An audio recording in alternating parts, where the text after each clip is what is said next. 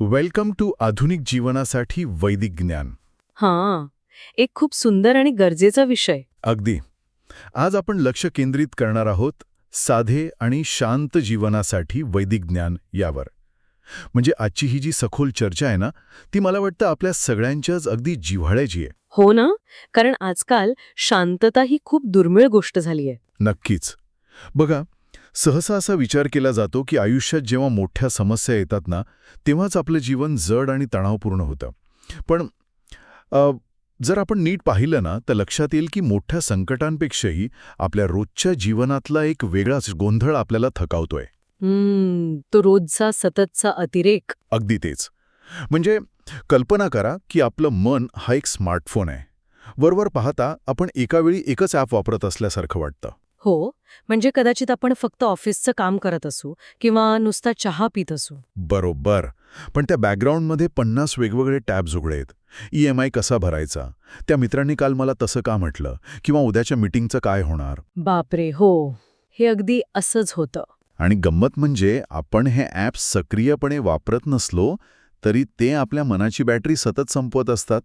आणि मग आपण विचार करतो की आपण इतके का थकलो आहोत? खरं तर हेच सगळ्यात महत्त्वाचं सूत्र आहे. वैदिक ज्ञान आपल्याला हीच अतिशय सखोल आठवण करून देतं. या परंपरेनुसार साधेपणा म्हणजे केवळ गोष्टींचा अभाव किंवा रिकामेपणा अजिबात नाही. अच्छा, म्हणजे मागासलेपणा वगैरे नाही? अजिबात नाही. ती एक स्पष्टता आहे. म्हणजे तो जो बॅकग्राऊंडचा पसारा आहे ना, तो कमी करून मनाला पुन्हा एकदा मोकळा श्वास घेऊ देण्याची ती एक पद्धत आहे. क्या बात आहे. मनाला मोकळा श्वास घेऊ देणं. हो, कारण जेव्हा आपण हा साधापणा स्वीकारतो तेव्हा आपण खऱ्या अर्थाने पावित्र्यासाठी आणि एका अथांग शांततेसाठी आपल्या आत जागा निर्माण करतो. हे ऐकायला खूप छान वाटतंय. पण मला एक सांगा, हे प्रत्यक्षात आणणं वाटतं तितकं सोपं नाहीये नाही का? ते साहजिक आहे. कारण आपण अशा एका जगात राहतो जे सतत व्यस्त असण्याचं आणि गुंतागुंत असण्याचं कौतुक करतं. सतत धावत राहणं म्हणजे प्रगती, असा एक अलिखित नियमच बनलाय. हो, म्हणजे आपल्याला वाटायला लागतं की नुसती हालचाल म्हणजे अर्थपूर्ण जीवन आहे. अगदी बरोबर. रिकामं बसलं की आपल्यालाच गुन्हेगार असल्यासारखं वाटतं. अगदी तसंच. पण जर आपण या धावपळीला जरा थांबून पाहिलं तर लक्षात येईल की आपण ज्याला आजच्या काळात प्रगती किंवा यश समजतो तो अनेकदा फक्त एका चांगल्या आणि आदरणीय कपड्यांमध्ये लपलेला थकवा असतो. आदरणीय कपड्यांमध्ये लपलेला थकवा? अरे वा, हा खूपच भारी विचार आहे. हो ना? हे खूप विडंबनात्मक आहे. आपण खूप साऱ्या वस्तू, खूप सारी नाती आणि प्रचंड माहिती गोळा करत सुटतो कारण आपल्याला वाटतं की यातून सुरक्षितता मिळेल. पण तसं होत नाही. नक्कीच नाही. प्रत्यक्षात आपलं मन त्याला पेलवू न शकणाऱ्या गोष्टींच्या ओझ्याखाली दबून जातं. वैदिक ऋषीमुनींनी हे खूप आधीच ओळखलं होतं. म्हणजे हजारो वर्षे पूर्वी. हो. त्यांनी जाणलं होतं की जेव्हा आपण आवश्यकतेपेक्षा जास्त गोळा करतो, मग ते विचार असोत, वस्तू असोत किंवा लोकांची मतं असोत, तेव्हा आपण आपलीच शांतता गमावून बसतो. मगाशी आपण जे स्मार्टफोनच्या बॅकग्राऊंड ॲप्सचं उदाहरण पाहिलं, ते इथे अगदी तंतोतंत लागू होतंय. अगदी. आपण ते सगळे टॅब्स उघडे ठेवतो कारण आपल्याला वाटतं कधीतरी त्यांची गरज पडेल. पण त्या प्रक्रियेत आपण आपल्या मनाचा जो रॅम आहे आणि जी प्रोसेसिंग पॉवर आहे ती पूर्णपणे संपवून टाकतो. अगदी बरोबर. पण माझा इथे एक अतिशय व्यावहारिक प्रश्न आहे. वैदिक काळातली गोष्ट वेगळी होती, तेव्हा जीवन साधं होतं. मान्य आहे. पण आज जेव्हा एखाद्या व्यक्तीला सकाळी उठून डबा बनवायचा असतो, ट्रॅफिकमधून ऑफिस गाठायचा असतो, EMIचे हफ्ते भरायचे असतात आणि वरून सोशल मीडियावरील अस्तित्वही टिकवायचं असतं. हो, ती एक वेगळीच कसरत आहे आजकाल. तर अशा अनेक जबाबदाऱ्यांच्या जाळ्यात हा आंतरिक साधेपणा जपणं खरोखर कसं शक्य आहे? हे सगळं फक्त हिमालयात राहणाऱ्या संन्यासांसाठीच आहे, असं नाही का वाटत? हा एक अत्यंत रास्त आणि स्वाभाविक प्रश्न आहे. आणि इथेच आपण साधेपणाचा खरा अर्थ समजून घेणं गरजेचं आहे. बघा, साधेपणा म्हणजे सर्व जबाबदाऱ्या सोडून जंगलात पळून जाणं नाही. मग नेमकं काय आहे? साधेपणा हा प्रमाणापेक्षा आपल्या दृष्टिकोनाशी जास्त जोडलेला आहे. तो केवळ बाहेरून कमी वस्तू बाळगण्यापुरता मर्यादित नाही, तर ती एक आंतरिक सुसंगतता आहे. आंतरिक सुसंगतता म्हणजे आतून जोडलेलं असणं? हो, म्हणजे आपलं आतलं जग आणि बाहेरचं जग एकाच पानावर असणं. जेव्हा आपण प्रत्येक बाह्य गोष्टीला आपल्या अहंकाराचा किंवा स्वतःच्या ओळखीचा मुद्दा बनवणं थांबवतो ना, तेव्हा जीवनाची गुंतागुंत आपोआप कमी होते. हे थोडं अधिक सोप्या भाषेत कसे सांगता येईल? अहंकाराचा मुद्दा बनवणं म्हणजे नेमकं काय? म्हणजे असं पहा, आपण एखादी वस्तू विकत घेतो. समजा एक गाडी. मुळात ती गाडी प्रवासासाठी आहे, बरोबर? हो, एका ठिकाणाहून दुसऱ्या ठिकाणी जाण्यासाठी. अगदी. पण जेव्हा ती गाडी आपली प्रतिष्ठा किंवा स्टेटस बनते, तेव्हा काय होतं? आपण तिच्यासोबत हजारो चिंता विकत घेतो. सुरू होतो. नक्कीच. आणि लोक काय म्हणतील, ही चिंता लागते. इथे गाडीले नाही, तर त्या गाडीसोबत जोडलेल्या अहंकाराने आपल्या जीवनात गुंतागुंत आणली. अरे च्छा, हे तर आपण रोजच अनुभवतो. हो ना. वैदिक ज्ञान सांगतं की जेव्हा आपण स्वतःची ओळख ह्या अशा बाह्य गोष्टींमध्ये शोधणं थांबवतो, तेव्हा मन हा अनावश्यक गोष्टींचा भार वाहणं थांबवतं. म्हणजे आपण तीच गाडी चालवू शकतो, पण त्या गाडीच्या ओरखड्याने आपल्या मनावर ओरखडा उमटत नाही. क्या बात आहे. अगदी अचूक उदाहरण दिलंत. हाच तो आंतरिक साधेपणा. म्हणजेच आपण ते बॅकग्राऊंड ॲप्स डिलीट नाही करत आहोत, तर फक्त त्यांना फोर्स स्टॉप करत आहोत, जेणेकरून ते आपल्या मनाची बॅटरी खाणार नाहीत. अगदी तसंच. हे खूपच स्पष्ट करणारं आहे. पण जर आंतरिक साधेपणा हेच आपलं ध्येय असेल, तर त्यात सर्वात मोठा अडथळा कोणता असतो? कारण हे सगळं इतकं सोपं असतं, तर सगळ्यांनीच ते केलं असतं, नाही का? हो. आणि इथेच खरा संघर्ष आहे. सगळ्यात मोठा अडथळा असतो अनावश्यक इच्छा. अनावश्यक इच्छा म्हणजे इच्छा असणं चुकीचं आहे का? नाही, अजिबात नाही. जीवन चालवण्यासाठी मूलभूत इच्छा आवश्यकच आहेत, असं वैदिक तत्वज्ञानही मानतं. पण अडचण तेव्हा सुरू होते, जेव्हा ह्या इच्छांचं रूपांतर एका अनावर ओझ्यात होतं. म्हणजे जेव्हा आपल्याला सगळंच हवं असतं. अगदी. जसजशा इच्छा वाढतात तसतसं आपलं मन दुभंगतं. मनाचा एक भाग सुरक्षितता मागतो, दुसरा भाग नवीन अनुभव मागतो, तिसरा भाग इतरांसारखी मान्यता मागतो. बापरे, एकाच वेळी इतक्या दिशांना उडाताण? हो ना. यामुळे मनाची अवस्था अशा रथासारखी होते, ज्याला जोडलेले घोडे वेगवेगळ्या दिशांना धावत आहेत. अशावेळी शांतता मिळवणं केवळ कठीणच नाही, तर अशक्य होऊन बसतं. आणि यातूनच तो जो निर्णय घेताना येणारा थकवा, म्हणजे ज्याला आपण डिसिजन फटीग म्हणतो, तो तयार होत असावा. कारण प्रत्येक नवीन इच्छेसोबत आपल्याला नवीन निर्णय घ्यावे लागतात. अगदी बरोबर पकडलत. जेव्हा आपल्याकडे खूप सारे पर्याय आणि खूप साऱ्या इच्छा असतात, तेव्हा मेंदूला सतत काम करावं लागतं. आणि वैदिक ज्ञान इथे विवेक म्हणजेच विवेक बुद्धी वापरण्यावर खूप भर देतं. विवेक म्हणजे नेमकं काय निवडायचं हे समजणं. हो. कोणती गोष्ट खरोखर आपल्याला शांतता देते आणि कोणती गोष्ट केवळ चंचलता वाढवते, हे ओळखण्याची क्षमता म्हणजे विवेक. आणि हा विवेक जागा करण्यासाठीच दैनंदिन जीवनात एक लय किंवा दिनचर्या असणं अत्यंत गरजेचं मानलं गेलं आहे. पण थांब, लय किंवा दिनचर्या म्हटलं की आजच्या काळात ते खूपच कंटाळवाणं किंवा बंधनात्मक वाटतं. असा एक समज आहे खरा. कारण आधुनिक जीवनात आपल्याला मोकळेपणा आवडतो. कधीही उठायचं, काहीही खायचं, कुठेही जायचं, यात एक प्रकारचं स्वातंत्र्य वाटतं आपल्याला. बरोबर आहे. आणि समजा जर एखाद्या व्यक्तीला रात्री 9 वाजता बॉसचा ईमेल येत असेल किंवा कामाच्या वेळा अनिश्चित असतील, तर अशा या साध्या आणि शिस्तबद्ध लयीचा समतोल कसा साधायचा? हा संघर्ष खूप ओळखीचा आहे प्रत्येकासाठी. पण आपण स्वातंत्र्याचा अर्थ थोडा चुकीचा लावतो इथे. कसं काय? वैदिक जीवनशैलीत सांगितलेली लय ही साचेबद्ध किंवा कठोर नसते. जशी लष्कराची शिस्त असते, ती एक सुरक्षित चौकट असते, एक प्रकारचा अँकर असतो. जहाजाचा अँकर. हो. समुद्रात कितीही वादळ आलं तरी जहाजाचा अँकर त्याला वाहून जाऊ देत नाही. जेव्हा आपलं जीवन खूप अनिश्चित आणि सतत अतिउत्तेजित असतं, तेव्हा मन स्थिरता गमावतं. पण जेव्हा जीवनात एक लय असते, म्हणजे उठण्याची किंवा जेवणाची वेळ ठरलेली असते. अगदी जसं की झोपण्याची, उठण्याची किंवा अगदी 10 मिनिटं शांत बसण्याची एक ठराविक वेळ, तेव्हा मेंदूला सतत काय करावं याचा निर्णय घ्यावा लागत नाही. अच्छा, म्हणजे तुम्ही म्हणताय की मोकळेपणाच्या नावाखाली आपण स्वतःलाच अधिक ठकवत असतो, सतत निर्णय घेऊन. तसंच काहीसं.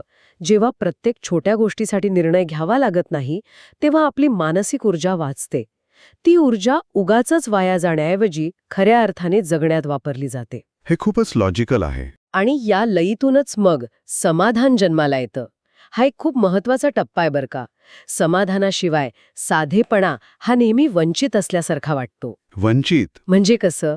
म्हणजे माझ्याकडे कमी आहे आणि मी स्वतःला शिक्षा देतोय असं वाटू शकतं. पण जेव्हा समाधानाची जोड मिळते, तेव्हा तोच साधेपणा स्वातंत्र्य बनतो. आपल्याकडे पुरेसं आहे या भावनेतच खऱ्या शांततेची सुरुवात होते. क्या बात है. पुरेसं आहे ही भावना खरोखरच आजकाल खूप दुर्मिळ झाली आहे. आणि इथूनच आपण या चर्चेच्या एका अत्यंत रंजक वळणावर येतो. कारण हे सगळं फक्त आपल्या मनापुरतं किंवा रोजच्या वेळापत्रकापुरतं मर्यादित राहत नाही, बरोबर? हा आंतरिक साधेपणा आणि ही लय आपल्या बाह्य जगात, विशेषतः आपल्या संवादात आणि नातेसंबंधांमध्ये कशी झिरपते हे पाहणं खूप महत्वाचं आहे. नक्कीच. वैदिक ऋषीमुनींनी खूप पूर्वीच हे जाणलं होतं की संवादातील साधेपणाशिवाय मनाची शांतता अशक्य आहे. संवादातील साधेपणा म्हणजे कमी बोलणं. हो. अनावश्यक बोलणं, भावनिक अतिशयोक्ती, सततची तक्रार आणि दुसऱ्यांच्या पाठीमागे होणारी चर्चा यामुळे आपलं मन जड होतं. आपल्याला वाटतं की आपण फक्त बोलतोय, पण प्रत्येक शब्द उच्चारताना आपण आपली ऊर्जा खर्च करत असतो. हे कधी लक्षातच आलं नाही. कमी आणि मोजके बोलल्याने खऱ्या अर्थाने मनावरचं ओझं कमी होतं.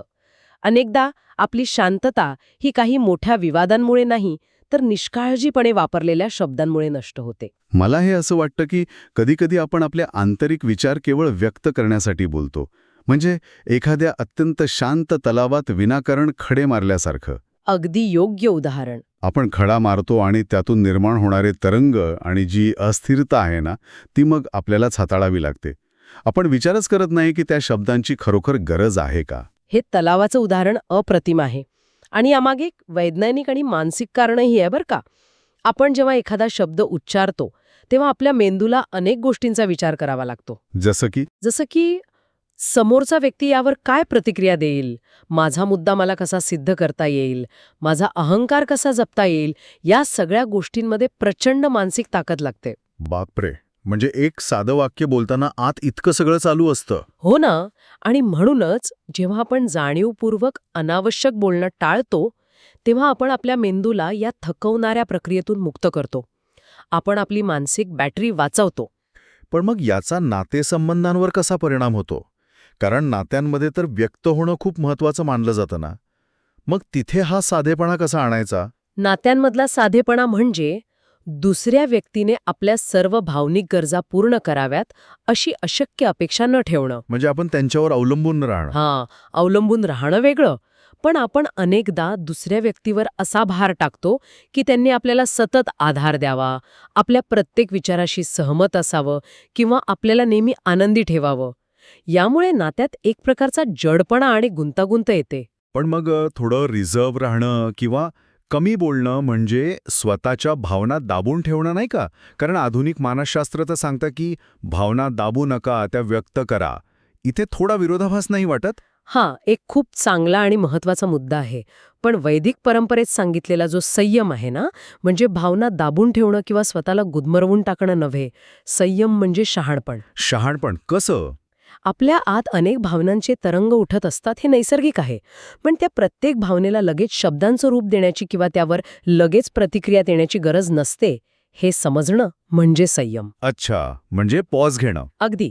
जर आपण प्रत्येक छोट्या रागावर किंवा मत्सरावर लगेच व्यक्त झालो तर आपण फक्त गोंधळ वाढवतो. संयमामुळे आपण नात्यांमध्ये एक मोकळी जागा आणि विश्वास निर्माण करतो. हे खूपच प्रगल्भ आहे. जेव्हा आपण इतरांवर नियंत्रण ठेवण्याचा प्रयत्न सोडतो ना, तेव्हाच ती नाती भावनिक थकव्याऐवजी ऊर्जेचे स्रोत बनतात.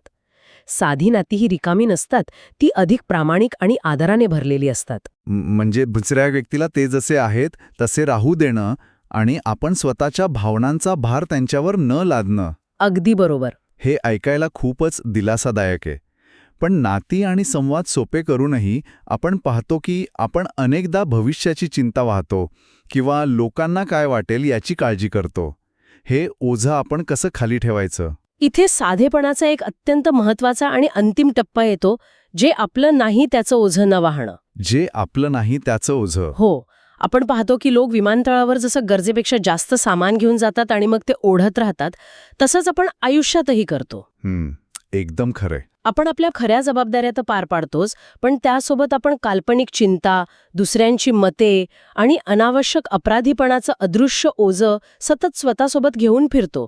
आपण आपल्या मनाच्या आतून संपूर्ण जग नियंत्रित करण्याचा प्रयत्न करत असतो. हो, आणि हे अत्यंत थकावणारं असतं, कारण जगावर आपलं काहीच नियंत्रण नसतं शेवटी. अगदी तसंच. आणि म्हणूनच वैदिक ज्ञान आपल्याला बाहेरून आत वळण्याचा मार्ग दाखवतं, ज्याला आपण आतला निवारा म्हणू शकतो. आतला निवारा. हा शब्दच खूप शांत करणारा आहे. हो ना. आपलं लक्ष बाहेरच्या जगातून, इतरांच्या मान्यतांमधून काढून स्वतःच्या खऱ्या स्वरूपाकडे नेणं. जसजसे आपण स्वतःच्या या आतल्या निवाऱ्याच्या जवळ जातो, तसतशी सतत इतरांना प्रभावित करण्याची, स्पर्धा करण्याची आणि वस्तू किंवा ओळखी जमा करण्याची गरज कमी होऊ लागते. आपण स्वतःमध्येच पूर्ण आणि सुरक्षित वाटू लागतो. हे सर्व ऐकायला अत्यंत सुंदर आणि आदर्श वाटतं खरं. पण आपण परत त्याच प्रश्नावर येतो. आधुनिक जीवनाच्या या गोंधळात जिथे रोज उठून आपल्याला याच जगात वावरायचे आहे, तिथे या सगळ्याची सुरुवात कशी करावी? कारण हे सगळं एकाच वेळी करणं तर अशक्य आहे. हो, नक्कीच. पण सुरुवात करण्यासाठी आपल्याला आपलं संपूर्ण आयुष्य एका रात्रीत बदलण्याची किंवा डोंगरदऱ्यात जाण्याची अजिबात गरज नाही. हुश, बरं झालं. साधेपणा ही एका दिवसात घडणारी नाट्यमय घटना नाहीये, तर तो हळूहळू होणारा एक सुंदर आणि शांत बदल आहे. सुरुवातीला अगदी छोटे आणि पवित्र बदल करावेत. उदाहरणादाखल काही सांगता येईल का? म्हणजे अगदी प्रॅक्टिकल असं. नक्कीच. जसं की दिवसाची सुरुवात शांततेत करणं. सकाळी उठल्या उठल्या लगेच मोबाईल हातात घेऊन जगभरातल्या बातम्यांच्या किंवा सोशल मीडियाच्या गोंधळात न पडणं. जो की आपला सगळ्यात आवडता टाइमपास असतो. हो ना. पण त्याऐवजी दिवसाची पहिली 15 मिनिटं फक्त स्वतःसाठी ठेवणं किंवा एखादी अनावश्यक सवय कमी करणं. जेवताना टीव्ही किंवा फोन न पाहता अधिक लक्ष देऊन जेवणं. म्हणजे प्रत्येक घास अनुभवणं. अगदी. कोणतीही एक सामान्य कृती पूर्ण जागरूकतेने करणं. आपण प्रत्येक वेळी जेव्हा एखादी अनावश्यक गोष्ट, विचार किंवा ॲप बाजूला ठेवतो, तेव्हा आपल्या आत थोडी अधिक मोकळी जागा निर्माण होते. तोच तो आतला निवारा आहे. म्हणजे साधेपणा म्हणजे जीवनापासून दूर जाणं किंवा पळ काढणं नाही, तर जीवन त्याच्या खऱ्या आणि शुद्ध स्वरूपात परत मिळवणं आहे. बरोबर. अगदी बरोबर. शांततेसाठी आपल्याला एका परिपूर्ण जगाची किंवा परिस्थिती पूर्णपणे बदलण्याची वाट पाहण्याची गरज नाही. आपण जिथे आहोत, ज्या परिस्थितीत आहोत, तिथूनच आपण सुरुवात करू शकतो. होय. आणि जसजसं मन या लहान लहान गोष्टींमधून रिकामं होऊ लागतं, तो बॅकग्राऊंडचा पसारा कमी होतो, तसतशी ती मूळ शांतता, जी मुळात आपल्या आतच दडलेली आहे, ती नैसर्गिकरित्या बाहेर येऊ लागते. साधेपणा हा केवळ एक जीवनशैलीचा पर्याय नाही, तर तो आपल्या खऱ्या स्वरूपाकडे परतण्याचा एक अत्यंत सशक्त मार्ग आहे. हा खरोखरच एक अद्भुत आणि डोळे उघडणारा विचार आहे. आजची ही सखोल चर्चा आपल्याला एका वेगळ्याच पातळीवर विचार करायला लावणारी होती. हो, मलाही खूप छान वाटले या विषयावर बोलताना. जाता जाता एका नव्या आणि रंजक गोष्टीवर आपण विचार करूया. जर आपल्या सभोवतालचा पसारा, मग तो घरातल्या वस्तूंचा असो किंवा फोनमधल्या ॲप्सचा, तो जर आपल्या मनाची स्थिती दर्शवत असेल, तर आपण आजच एक छोटी कृती करू शकतो का? नक्कीच. एक छोटासा प्रयोग. हो. आपल्या डिजिटल आयुष्यातील एखादा छोटा कोपरा स्वच्छ करून पाहिला तर? म्हणजे मगाशी म्हटल्याप्रमाणे त्या बॅकग्राऊंड ॲप्सपैकी एखादं अनावश्यक ॲप आज कायमचं फोर्स स्टॉप करून किंवा अनइन्स्टॉल करून पाहिलं तर? खूपच छान आयडिया आहे ही. किंवा मनातील एखादा जुना, नको असलेला विचार जाणीवपूर्वक सोडून दिला तर? ती आपल्या मनातील गुंतागुंत सोडवण्याची पहिली पायरी नक्कीच असू शकेल. यावर नक्की विचार करा आणि पहा मनाला किती मोकळं वाटतं. चला तर मग स्वतःच्या आतल्या त्या शांत निवाऱ्याच्या शोधात आज एक पाऊल पुढे टाकूया. पुन्हा भेटूच पुढच्या चर्चेत.